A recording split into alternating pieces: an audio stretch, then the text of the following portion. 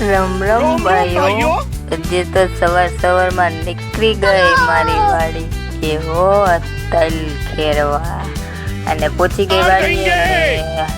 જેટલી હાડીઓ હોય ઘેરેથી એટલી પાથરી દેવાની અને પછી 2-3 મૂલી કઈ લેવાના આપણે એટલે આપણે તલ ખેરવામાં સારું રહે. અને પછી જો તલની બારીઓ બાકાજી કે હારવા માંડી હું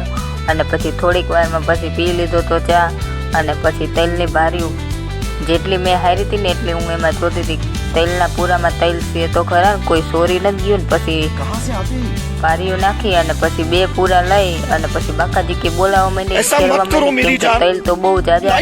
હતા પૂરામાં એટલે પછી બાકાજી કે બોલાવી પડે ને પછી થોડીક વારમાં થઈ ગયા હતા બપોરને જમવા બેસી ગઈ ને જમીન પછી પાછી ચા પીવા બેસી ગઈ અને ચા પીને પછી પાછી ભાગી તરફાલ લઈને ભાગી અને પછી વારી લીધું ઉભડું